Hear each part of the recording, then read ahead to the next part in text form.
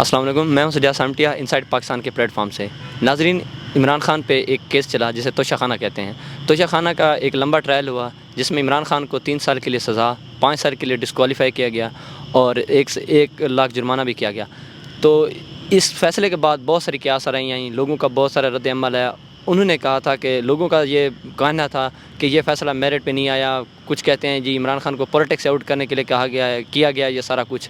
تو اس موضوع پہ بات کرنے کے لیے میں نے دعوت دی ہے رانا ابرار خالد صاحب کو۔ ان سے ہم پوچھتے ہیں کہ کیا یہ فیصلہ آن میرٹ تھا، کیا یہ کوئی انتقامی کارروائی تھی یا سیاسی پولیٹیکل سینیریو سے عمران خان کو آؤٹ کرنے کے لیے کیا گیا تھا؟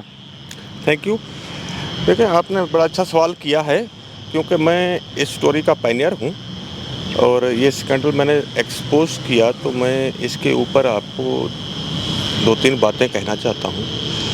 پہلی بات تو یہ ہے کہ محض ریزیمبلنس کے اوپر کہ مختلف کیسز میں 2-3 پاسٹ کے ہسٹری کے کیسز میں اگر کوئی آج کے کیس کے ساتھ ریزیمبلنس ہو، صرف سنگل فیکٹر کی بنیاد کے اوپر اپنی رائے کو کنکلیوڈ نہیں کیا جا سکتا۔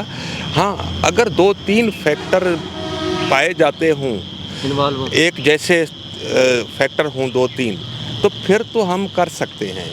اب آپ خود دیکھیں کہ جو ذوالفقار علی بھٹو کے خلاف کیس ہوا تھا، وہ کوئی کورٹ پاکستان کی اس کو بطور نظیر ایگزامپل کے طور پر نہیں مانتی ہے جب کوئی بھی وکیل پیش کرنے کی کوشش کرتا ہے۔ پاکستان کے اندر اور ہندوستان کے اندر صرف ایما کی بنیاد پر کسی بھی مرڈر کیس میں لائف سینٹنس کا واحد واقعہ ہے، ٹھیک ہے نا؟ وہ کیس بالکل ڈیفرنٹ ہے۔ اسی طرح اگر ہم نواز شریف کو دیکھیں تو نواز شریف اس وقت پرائم منسٹر تھے جب ان کو پاناما کیس میں کنویکٹ کیا، سپریم کورٹ نے نااہل کیا، تو اس وقت وہ پرائم منسٹر تھے اور ایک بات سمجھ آتی تھی کہ پرائم منسٹر کو ہٹایا گیا، اس کے کوئی کانسیکوینس یا بیک گراؤنڈ ریزننگ جو بھی ہو، لیکن ایک چیز ہمیں سمجھ آتی ہے کہ پرائم منسٹر کو ہٹایا گیا اور ویک کیس تھا، ایک مبہم الزام تھا کہ ایکسپیکٹڈ انکم۔ اب میں خود اکانومی رپورٹر ہوں، اکانومی جرنلسٹ ہوں۔ میں نے 20 سال سے زیادہ قومی اسمبلی میں بیٹھ کر پاکستان کے بجٹ رپورٹ کیے ہیں، پاکستان FBR کا ٹیکسیشن کے معاملات، باقی چیزوں کو۔ تو انٹرنیشنل جو ٹیکس کی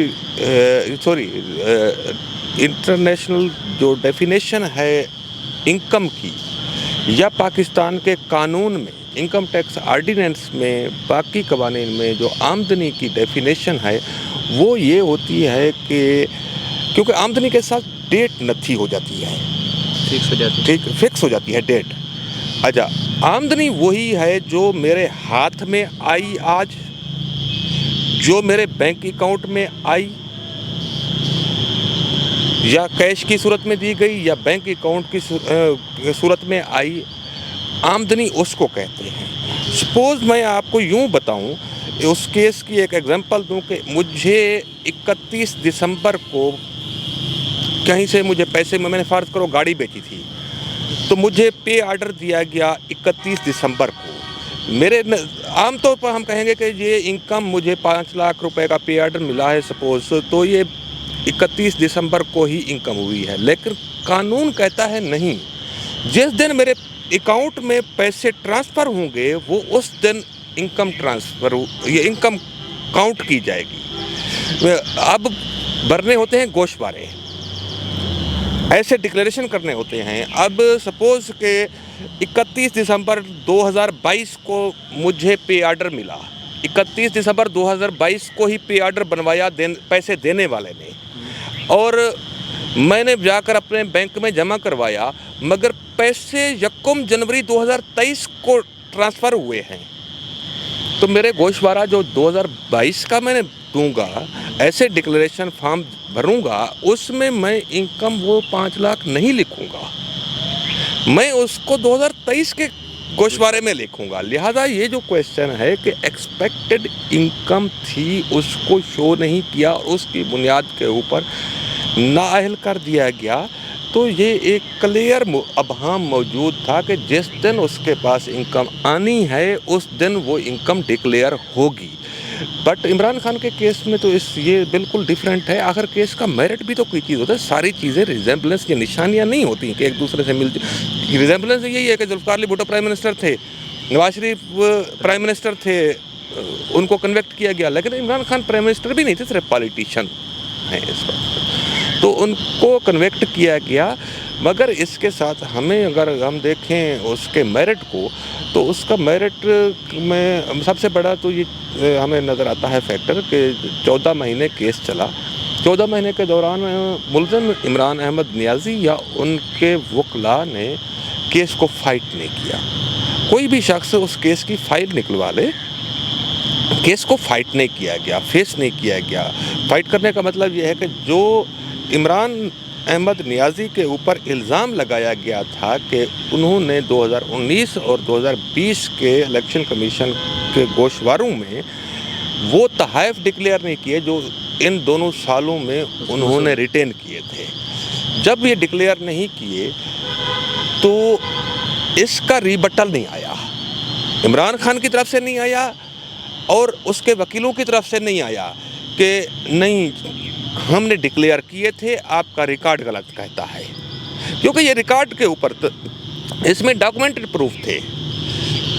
जो इलेक्शन कमीशन के ऑफिसर ने आकर गवाही दी वो महज इसकी थी कि हमने ये फॉर्म सबमिट किया, हमने इस फॉर्म को प्रोसेस किया। इससे ज़्यादा उन गवाहियों की अहमियत नहीं थी, क्योंकि यहाँ पर सिर्फ डॉक्यूमेंट्स थे, 2 डॉक्यूमेंट्स थे और दोनों डॉक्यूमेंट्स को चैलेंज नहीं किया गया। जब आप चैलेंज नहीं करेंगे तो कोर्ट क्या फ़ैसला देगी? तो लिहाजा ये केस इस लिहाज से 100% मेरिट के ऊपर फैसला हुआ है और मिनिमम पेनल्टी हुई है, मिनिमम सज़ा हुई है। यानी आप समझते हैं कि मिनिमम है? तो क्योंकि कोर्ट चाहती तो 7 साल तक की सज़ा इस जुर्म में दे सकती थी। जब कोर्ट ने 2 साल कम अज़ कम सज़ा थी और 7 साल मैक्सिमम थी, तो 3 साल भी मिनिमम में ही आता है। जब कोर्ट मिनिमम पेनल्टी कर रही है तो इसका मतलब है कि कोर्ट उनके बारे में हार्ड फीलिंग नहीं रखती थी। अगर हार्ड फीलिंग रखती होती तो फिर मैक्सिमम पेनल्टी दी जाती। तो आप क्या समझते हैं कि जिस तरह ये फैसला आया है तो इमरान खान की जो पॉलिटिकल सिनेरियो था, या उनका जो पॉलिटिकल स्टांस था, डिस्कोर्स उन्होंने क्रिएट किया हुआ था, तो इस फैसले के बाद उस पर कितना इम्पैक्ट होगा? इमरान खान का पॉलिटिकल डिस्कोर्स एक ही था कि मैं सादिक और अमीन हूँ, मेरे मुखालिफ सियासतदान सारे के सारे करप्ट हैं, बददियानत हैं, चोर हैं, डाकू हैं। लेकिन मकाफात अमल है कि इमरान खान ने अपने लिए जो हाई मॉरल स्टैंडर्ड सेट किया था, इमरान खान उसी का शिकार हुए और इंतहाई इमॉरल करप्शन या बददियानती में पकड़े गए हैं। वैसे तो सारी करप्शन इमॉरल होती है, लेकिन ये बहुत ज़्यादा इमॉरल गिरी हुई हरकत है कि आप किसी गैर मुल्की सरबराह का दिया हुआ तोहफ़ा प्राइम मिनिस्टर ऑफ पाकिस्तान बेच दे। मुझे आप पूरी दुनिया में ऐसी कोई मिसाल ढूंढ कर दिखाओ यार, कोई ऐसी मिसाल लें कि दुनिया के किसी वज़ीर आज़म ने आज तक तोहफ़ा बेचा है दूसरे मुल्क के सरबराह का दिया हुआ। आप यार गिरो, करप्शन करो, आप पाशा डैम में कर लेते, आप मोटरवे के प्रोजेक्ट में कर लो, आप किसी और में कर लो, इस हद तक गिरी हुई हरकत तो ना करो कि जिसके नतीजे में पाकिस्तान को नाकाबिल तलाफ़ी नुकसान पहुँचे, उसके मुआशी मफादात को। आपको पता है कि जब ये स्टोरी एक्सपोज हुई तो उसके नतीजे में क्या हुआ। ये घड़ी क्योंकि गई थी दुबई जाकर बिकी थी, ये ग्राफ का जो सेट था सिर्फ एक घड़ी नहीं थी, बाकी चीज़ें भी थीं उसमें। तो जब दुबई में ख़रीदार जो था उमर फारूक ज़हूर, उसने कहा कि हो सकता है कि ये कापी हो, मैं इसका original status check करवाऊँगा। Graph company के शोरूम पर वो लेकर गए और वहाँ पर उसका खुफिया कोड जो था उसे डिकोड किया गया। तो उन्होंने फिर वो भेजा अपनी कंपनी के हेडक्वार्टर में फ्रैंकफर्ट में, तो वहाँ से पता चला कि ये तो सऊदी क्राउन प्रिंस ने ऑर्डर के ऊपर ये बनवाया था सेट, टेलर मेड सेट है।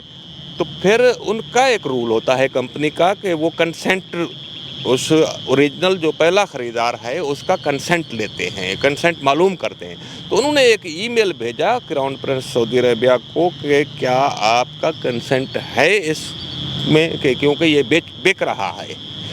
تو وہ جب وہاں پر گیا تو انہوں نے انکوائری کروائی اور پتہ چلا کہ یہ وہی سیٹ ہے جو پرائم منسٹر آف پاکستان کو دیا. XYZ کوئی بھی ہو سکتا ہے, عمران خان ہو سکتا ہے, احمد باشی ہو سکتا ہے, محمد باشی ہو سکتا ہے. بات بندے کی نہیں ہوتی, پرائم منسٹر کی بات ہوتی ہے کہ یہ پرائم منسٹر آف پاکستان کو دیا تھا ہم نے, ان کی عزت احترام کرتے ہوئے. اور آپ کو پتہ ہے پھر وہ غصہ بھی بہت کرتے ہیں. ان کا جو ریئیکشن سامنے آیا تو وہ بڑا افسوسناک تھا کہ جس طرح ٹورانٹو کے ایئرپورٹ پر سعودی کراؤن پرنس نے اپنا دیا ہوا جہاز واپس لیا نا, وہ کسی مطلب ایک بچے سے موٹر سائیکل جس طرح واپس چھین لیا جاتا ہے, اس طرح سے مطلب ایک اہانت ہوئی بہت بڑی پاکستان کے پرائم منسٹر کی. پھر انہوں نے آئل ڈیل جو تھی $3.2 بلین کی وہ کینسل کر دی تھی. $3 بلین کا جو کیش ڈپازٹ تھا اسٹیٹ بینک آف پاکستان میں, وہ فوری طور پر واپس مانگ لیا تھا. جب آپ کے فارن ریزرو میں سے $3 ارب نکلتے ہیں تو آپ کا روپیہ کم از کم $30 مہنگا ہو جاتا ہے روپیہ ڈی ویلیو ہو کر. تو یہ کس کا نقصان ہوا؟ یہ پبلک آف پاکستان کا نقصان ہوا.